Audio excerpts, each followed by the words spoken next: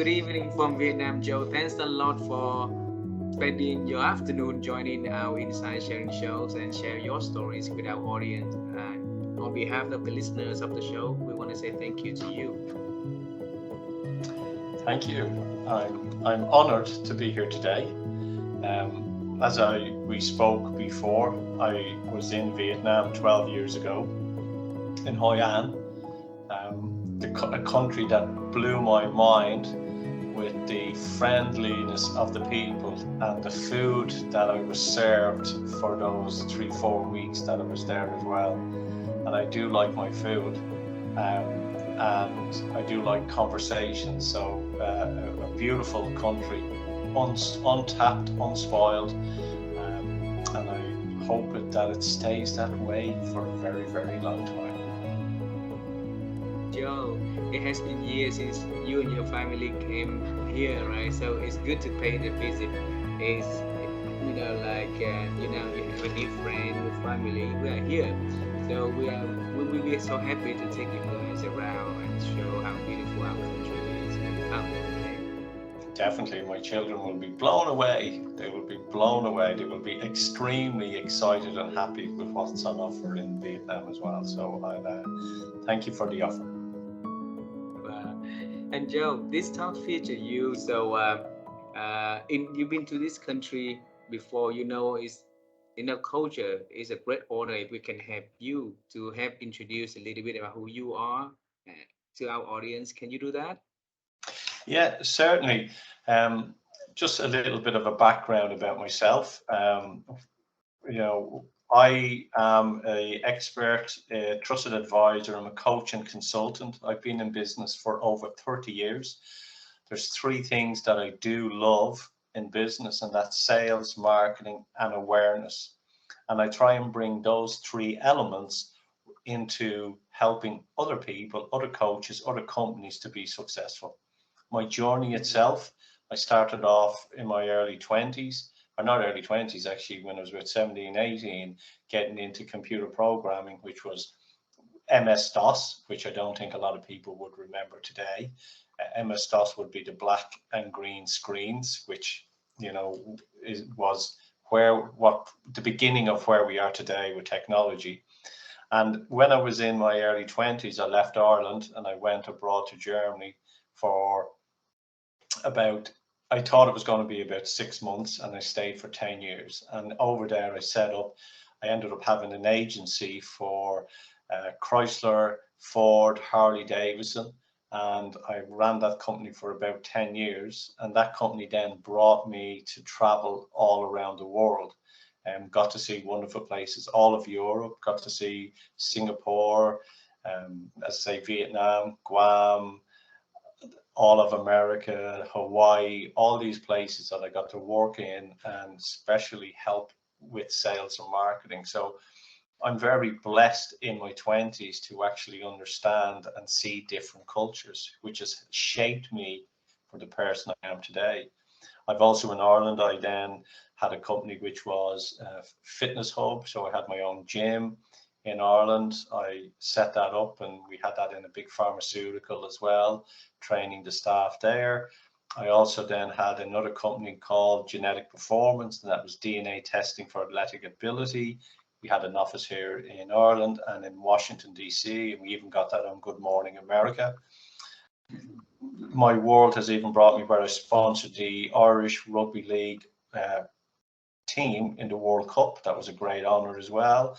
I've got to meet, the President of Ireland. I've got to meet Lord Mayors. I've got to speak to thousands of people internationally all over the world on different topics. So I'm blessed and honored to what I have learned and what I've been able to share with people around the world as well.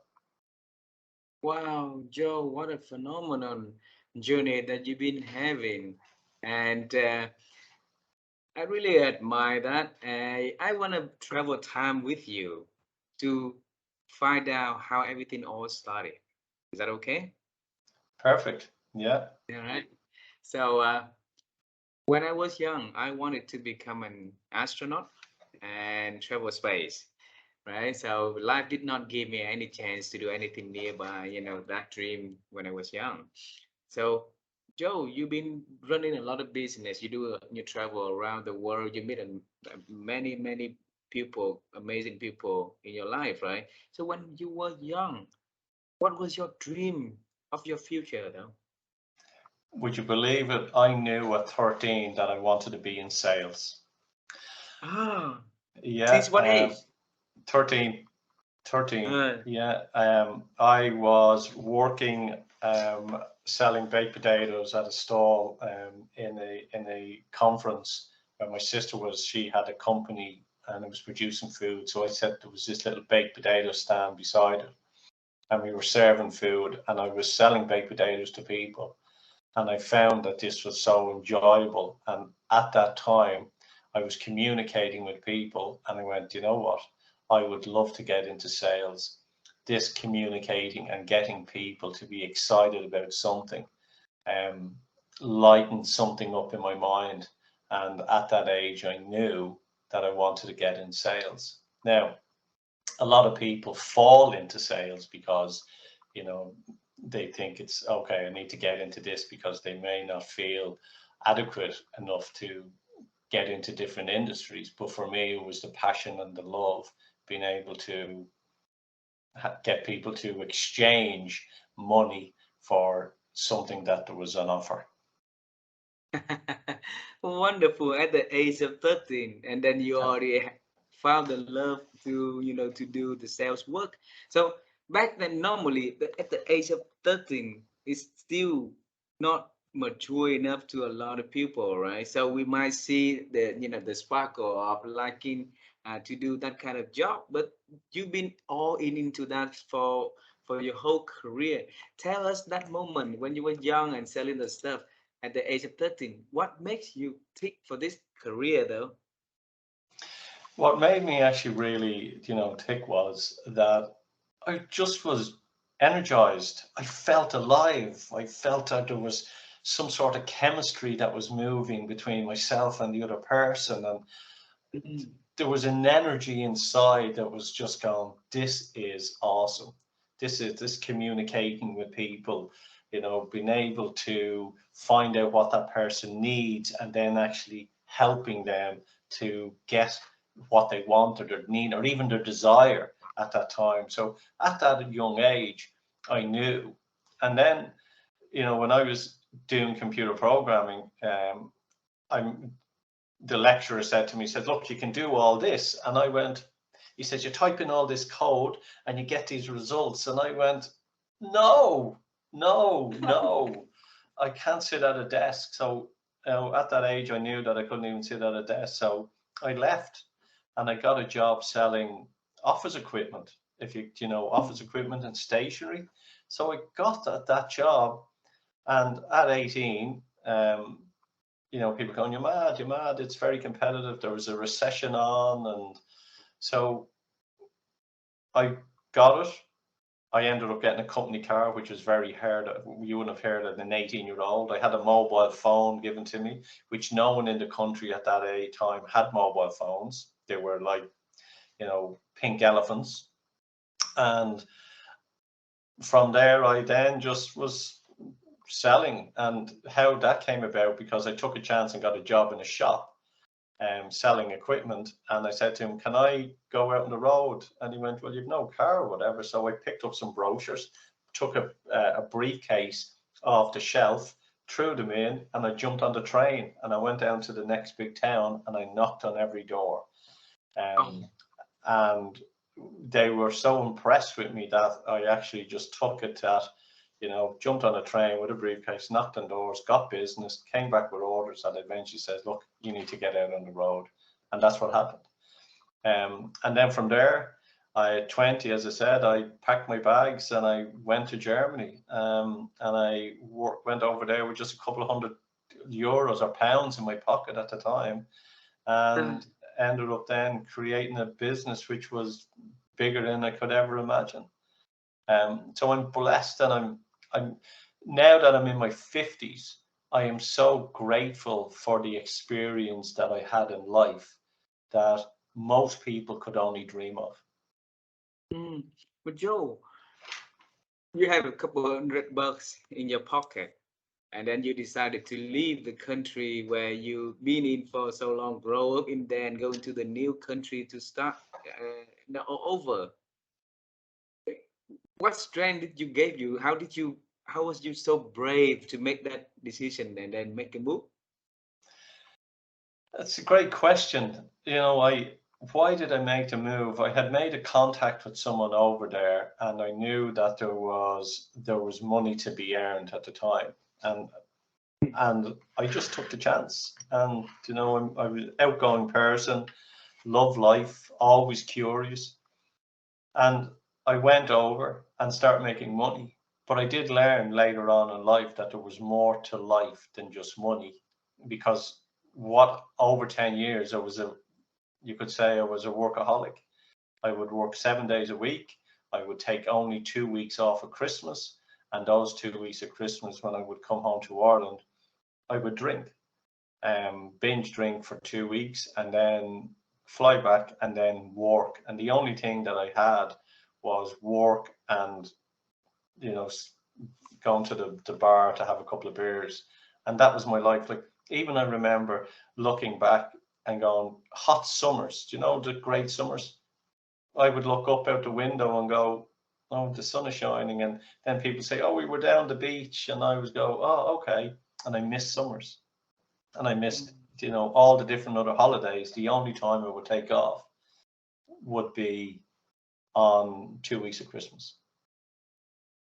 And and and and that's how you talk to the people about the definition of wealth, right? Can you explain it to us? Put your seatbelt on.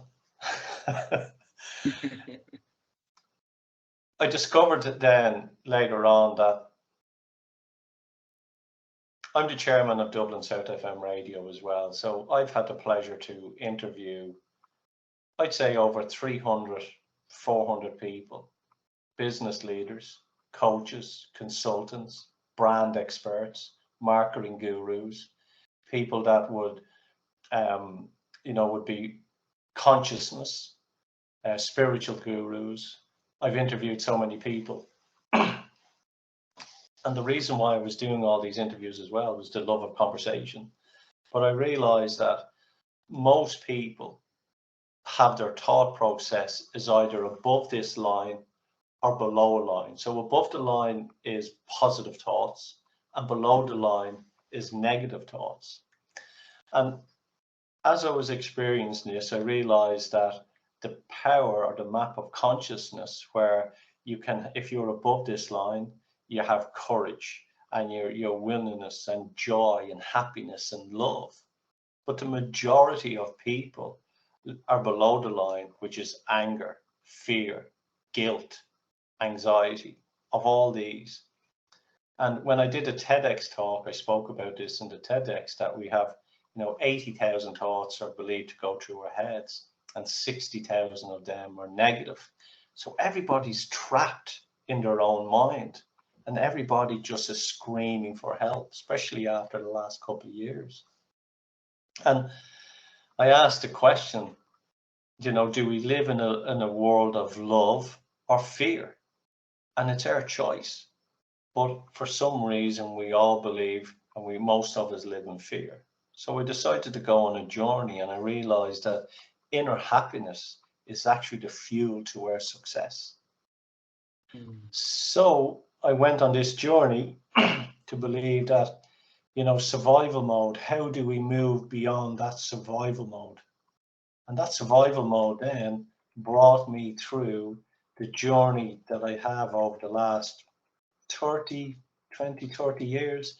And my question has always been, how can people develop a winning edge? So interviewing all these people and my life experience and everything that I came across, I understood that there's difference in what makes people successful. And there was 6 elements that I realized, and 2 of these are the most crucial if someone wants to be successful in life. And most people set intentions, Most people set intentions, and those intentions are, it would be nice to have. And if Mm, you look at a curve, most people, they would go, it would be nice to have, but that's all it is. So they set the goal or the intention and they just go bang and live their life. But there's a very small amount, about 10%, that set those intentions and have the persistence to move forward and reach those goals. mm, And in looking at that, I realized it was either we chase money or we chase wealth. So what mm, is money? Money just is something that we have and we can hold in our hand. But wealth is strong. And if you look up the word wealth, what does it mean? It's well-being. It is happiness. It is joy. It's about all the stuff that brings into your life. So I went on that journey to find out, and speaking to people, that what were the main points that helped people become wealthy and not just chase money. mm. Wow, Joe, and like you say, a lot of people are working with the thought underlying, right? So it's not easy for us for them to see wealth, because it's not measurable instantly. Money, you can count how many, how much you have in the bank, how much is gonna come the next week, and stuff like that, right? But wealth is something that you cannot see instantly, immediately. So how can we teach people to see the bigger picture and on the terms of wealth? There's two crucial pieces, and one of them is identify. And what identify is, it's our beliefs and our values. Mm, And once we understand what our beliefs or value is, we'll also then tap into the biggest question that everybody asks, and that is, what is our purpose? Now, we have many purposes in life, but people, they complete something and they don't celebrate the win. So they never actually believe that they've completed it. And they just keep on going, looking and looking and looking for the purpose. So if you decided to create a podcast, that was one of your purposes in life. And when you created it, did you celebrate? And if you haven't, you need to celebrate. And people need to identify, what they are celebrating every week, because that then brings gratitude into their life. But it also then is about value, or what is valuable. So what is valuable, the stuff that we do in our lives, what makes it valuable is why we get paid. But you need to draw back to what are our values. And if you ask a lot of people what are their values, they need to kind of sit down and ask those questions. So what are my values? My values are, I'm ethics, truth, integrity, freedom, courage, transparency, spirituality, family, and fun. They're mine. So I look at these and I resonate, and these become me. So I ask your audience that they should sit down and get a pen and paper and write out 6 values that they feel is important to themselves, so they mm, can value themselves. And once they understand what those values are, they then can go, okay, I understand my values. I've identified my beliefs. What is my true essence? And the true essence is what you do, what you love, what you bring to the world, because everybody has a gift.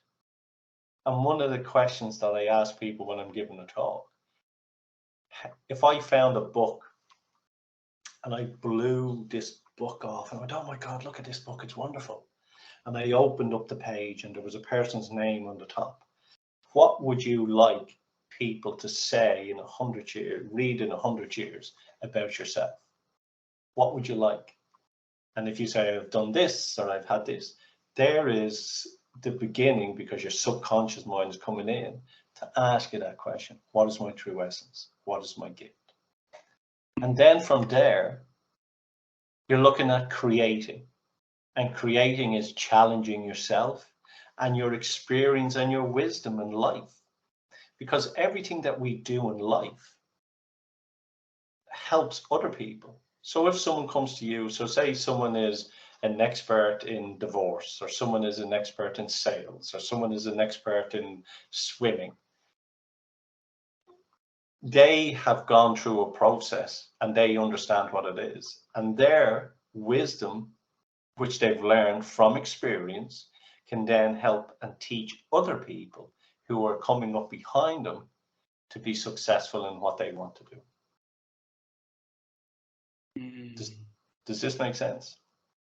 Yes, it makes sense a lot to me. I'm writing it down at the same time when you talk, so I will remember about that. And I'm intrigued to know the transition happened in your life, Joe, because you were so successful at the sales job that you travel the world, you travel and really do well in the work that you do. And I'm reckon there's a lot of people out there also really successful at what they've been doing, right? So what happened at that moment that you decided you would want to find something different, something meaningful for Joe Dalton to do? Because I realized that there was more to life than just money, and money was only just the end game. And I think when I was in my early 30s, I went on, you could say, a spiritual journey. And a lot of people, you can either be a creator or you can be a victim, so you can see yourself, as powerful or powerless. You can see yourself as all the possibilities in the world or focus on scarcity. You know, you can have passion or you could think about what could I have. You can have the blame game, or you could believe that your world can be opened up for you. And what I was trying to do in that spiritual journey was to recognize that there was more to life. And it was that question, how can we meander through this world and have a joyful, wonderful, happy life where there are so Mm, many people suffering all the time? And that's where I went on that quest, if you'd want to call it. And that mm, quest was, which I look back now and I'm still learning. Like I've had haha moments this week. Oh my God, that everything that affects us in life is brought back to something when we were younger. mm. And we store that in our subconscious mind. And if we can then get it like a toothpick and pick that away in our mind, it releases ourselves to who the people that we authentically should be. And Mm. that's the consciousness of ourselves and the awareness. And the more I get closer to awareness, the more I ask the question, what is enough? Wow. Joe, tell us, was there any trigger that happened during that 30 years, like in your 30s, so that makes you get into the realization that there's more than just money in this world, right? And then you went on to the spiritual journey. Was any sign, any triggers, anything at Yeah, all I think it that, was. I think it was my son was born. your son was born? and Yeah, my and son now, he'd be probably 19 now.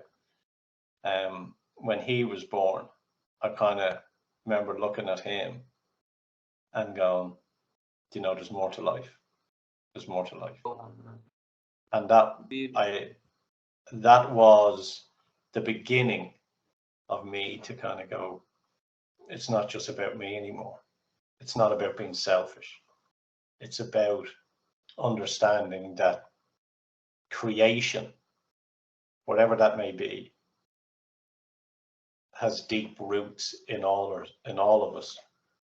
And I say to people, I think we need to all start to remember who we are. And people say, what do you mean, remember? And I say, I believe about remembering who we are is the child that got affected by the external world that stopped them from being themselves. And if we can then look at that external world world and go, none of that really matters. What really matters is what's going on internally. And if we can then show ourselves that we are home, we are safe, and we are enough, the external stuff doesn't matter. It has no power over us because we're content and happy within. Mm. I understand what you say, but it's really, really hard to stop the external force to affect our life, our thinking, and stuff like that, right? So, Joe, where can we find the tools or techniques that can help us to, like minimize the impact from the external world and then had the real person inside of us to evolve? I think it's asking yourself the question, Mm, how? They always say when you are ready to learn, the master will appear. And when you have learned everything from the master, it's time to let them go. And mm, then you will find a new master. And everyone is an individual and everyone has their own journey.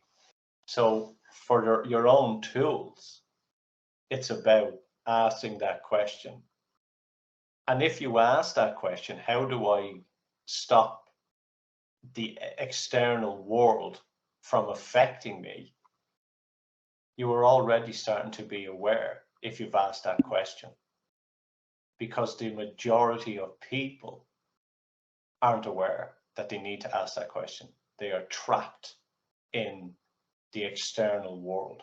And when I mean the external world, there's stuff out there that causes fear, mm, anxiety, greed, power, all these things which are focused, especially the fear and the greed, is to pull your attention, mm. your focus externally instead of internally.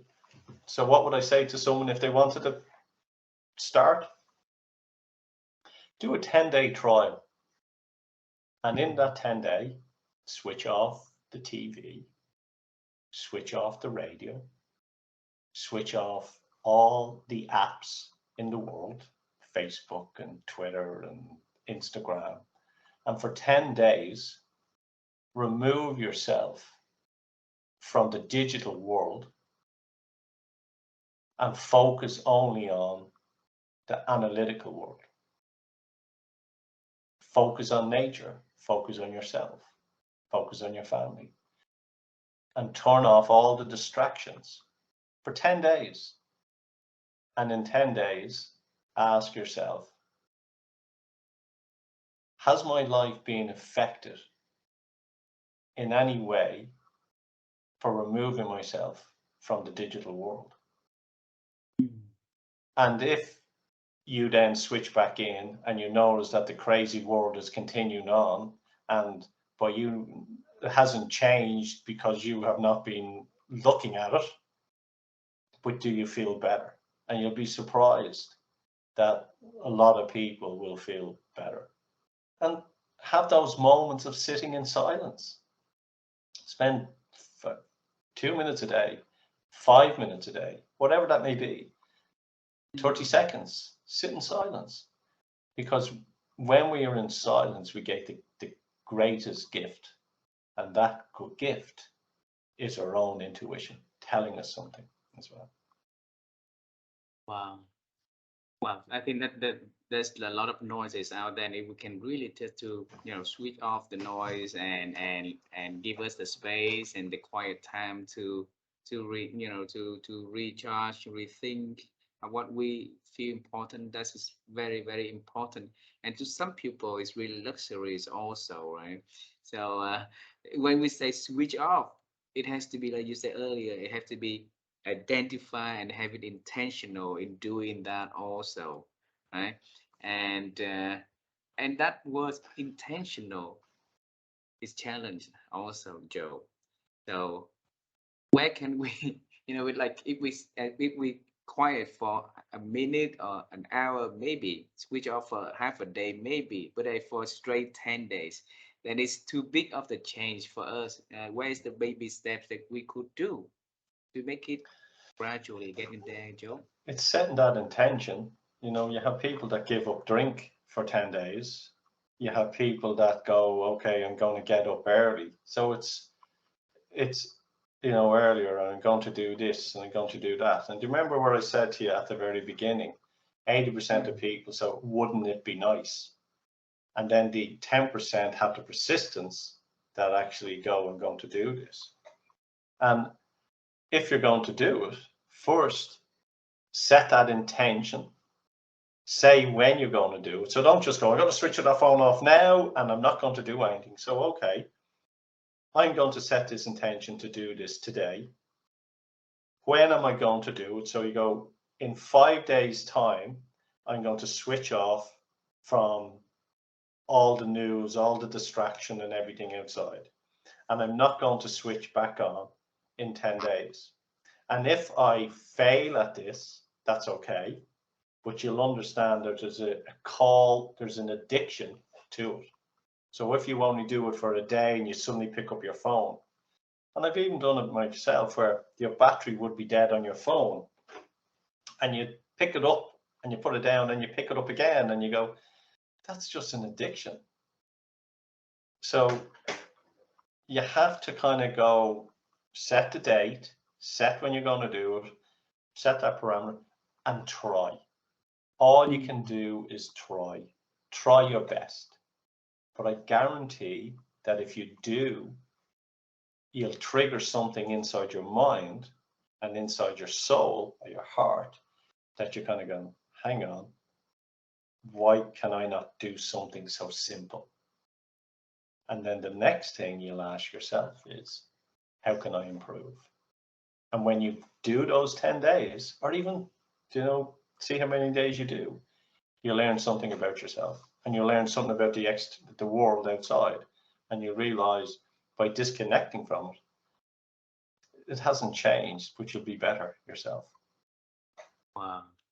And then since that change that happened to your life when at your 30s, right?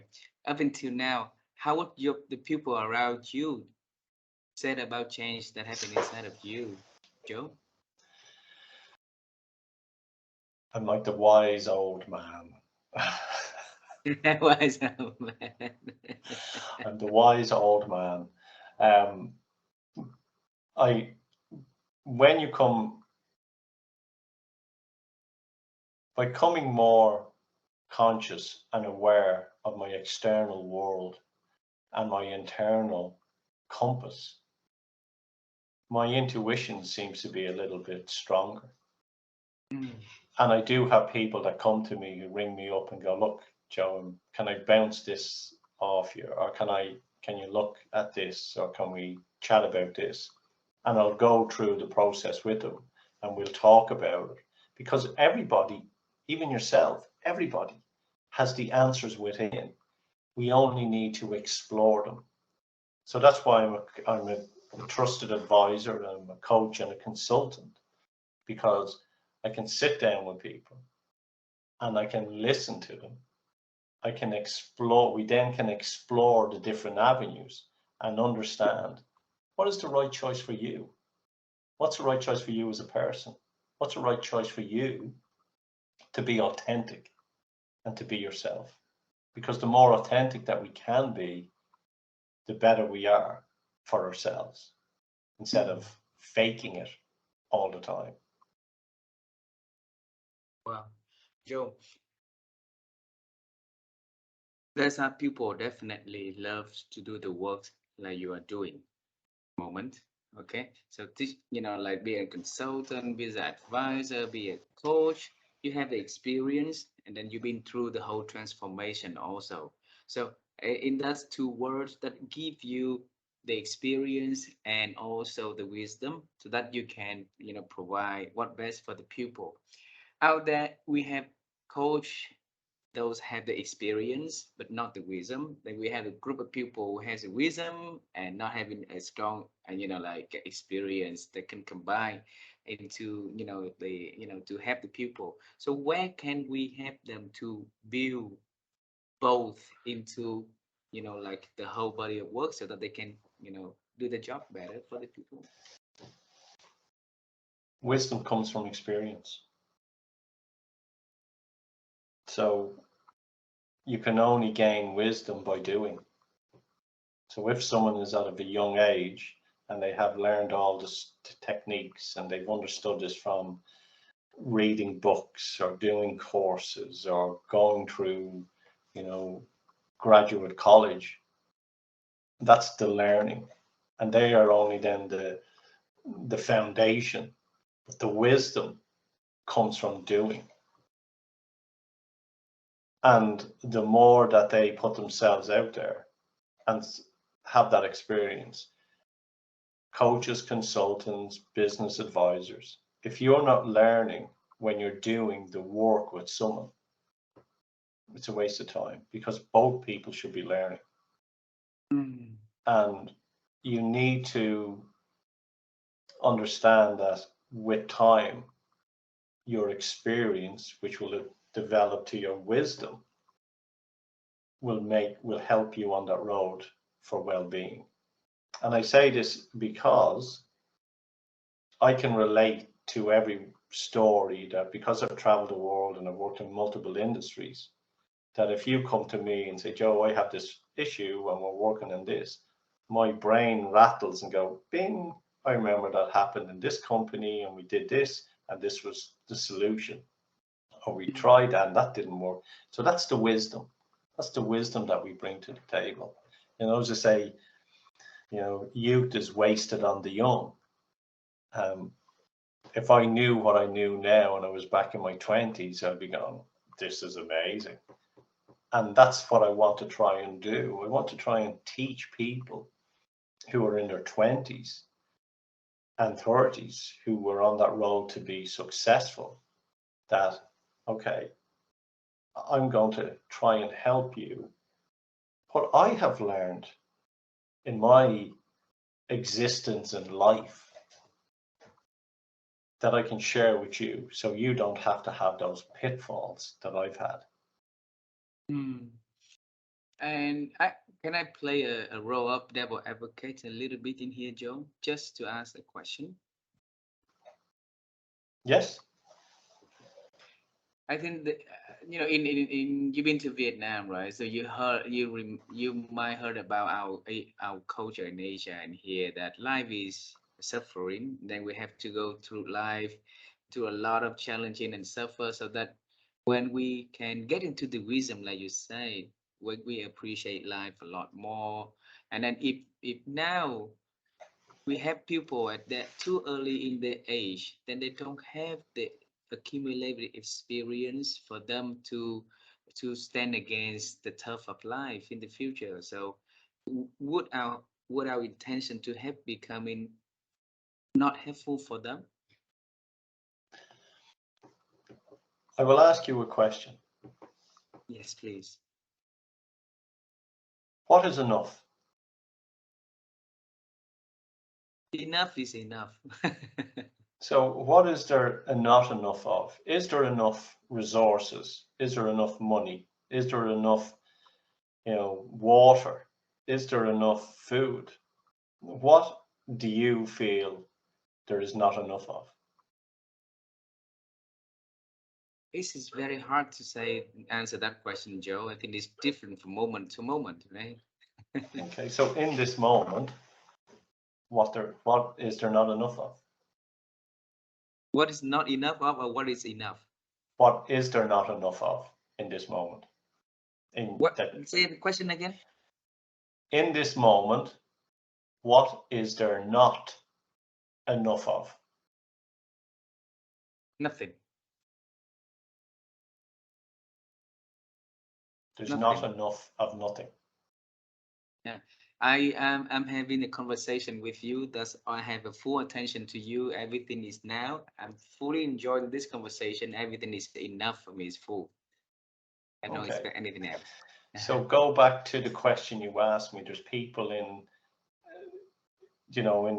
in your country who are trying to get up the corporate ladder and develop their businesses.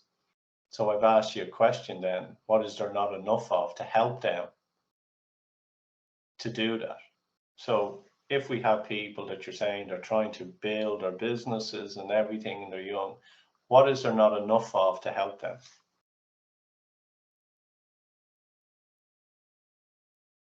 Help me to answer that question, Joe. I'm quite misunderstanding that question at the moment.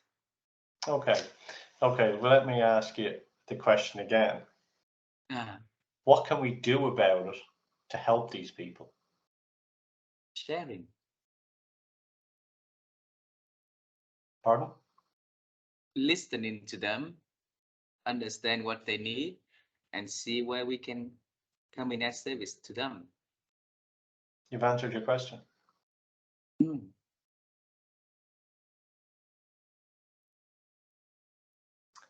So it's listening to what they're saying, understanding their needs, and providing a solution to help them on their journey, whatever that may be. Mm. Welcome to my life. I'm still a learner. I don't want to be, like you say, the old wisdom guy yet, right? 10 years more for me to get into that stage, Joe. Does this make sense? Yes, Yeah, makes good. sense. A lot of sense. Yeah. Hey, Joe, I have two last questions for this conversation, and the first question, and I would love to pick the answer from you. And it is about thinking. All right. So my wife and I, we have been in the quest to find out the secrets behind why people think better, and then so that we can help people to build the ability to think better. And so, Joe, how have you been helping you to improve your ability to think? Curiosity. Curiosity. So I ask you the question, curiosity versus belief. Our beliefs could be right or wrong, but we should be curious to find out how the world or everything operates. And for me, looking back over the years and years in business, it was curiosity, the willing to learn and curiosity that has guided me on this journey. Wow, beautiful. So how, so for that generous and your curiosity to build and to evolve over the years, what did you do to that though? I How try would you and feed I it? try and teach my children three things in life: Mm, to be curious, to have lateral thinking, mm. Lateral thinking. and using their intuition. And if we are curious, it's about when you see everything or hear everything, it's asking those questions. What am I hearing and what I'm not being told?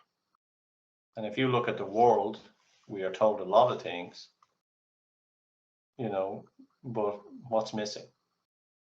And that role to be curious to find out. So if someone wants to deliver or have a life of wisdom and have a life of wealth, they need to be curious. And that Mm. curious, in my belief, will bring them on a journey that will last them a lifetime. Wow, thank you.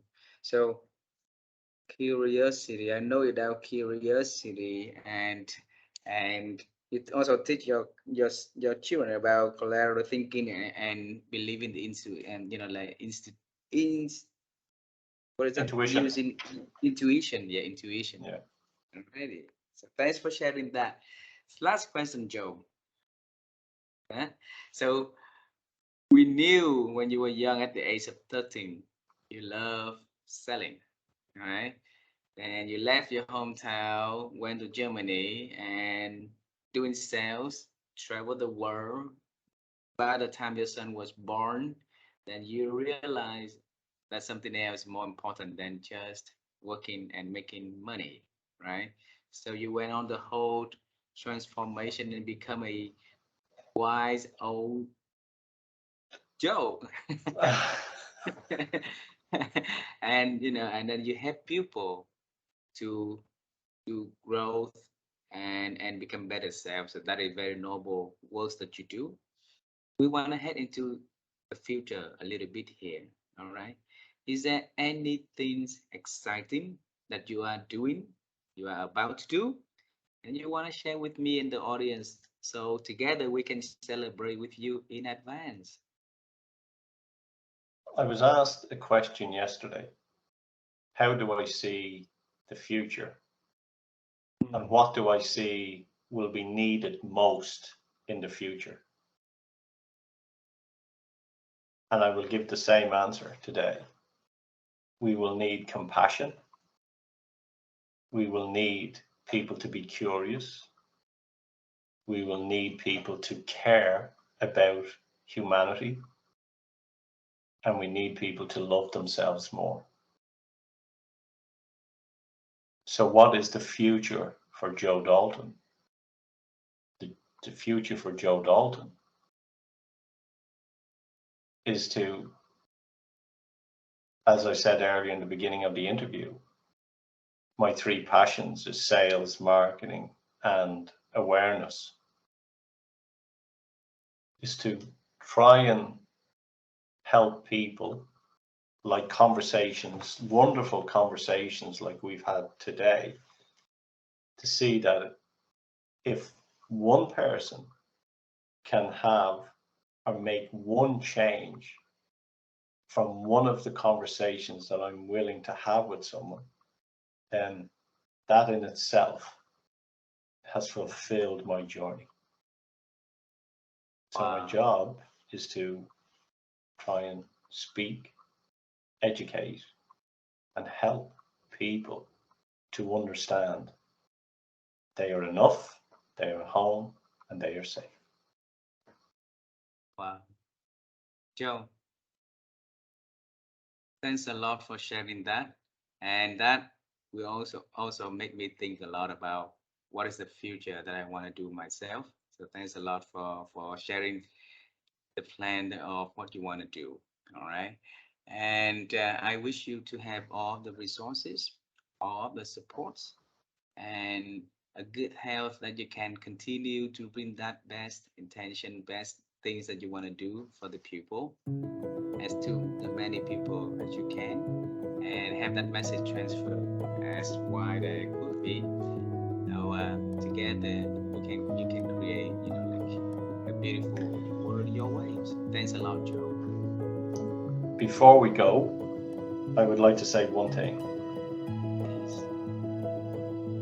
This has been a beautiful conversation and probably one of the most authentic and close to my heart conversations and open conversations that I've had in my 5 years of broadcasting. So I thank you for that. Thank you so much for saying that. It made me feel really, really good about what I'm doing, Joe. So thanks a lot. I'm a learner and I'm new in this space. And the kind words that you just say, it made me feel that it gave me a lot of strength to continue doing that. Do, do. You have a natural gift that should be shared. So well done. Well Thank you, my friend. I look forward to seeing you and your family here in Vietnam one day, all right? done. Definitely, definitely, Alan. Thank you. Thank you very much. Have a wonderful Friday and then enjoy the weekend ahead. I will. Thank you. Thank you. Say hello to your family first, okay? I will.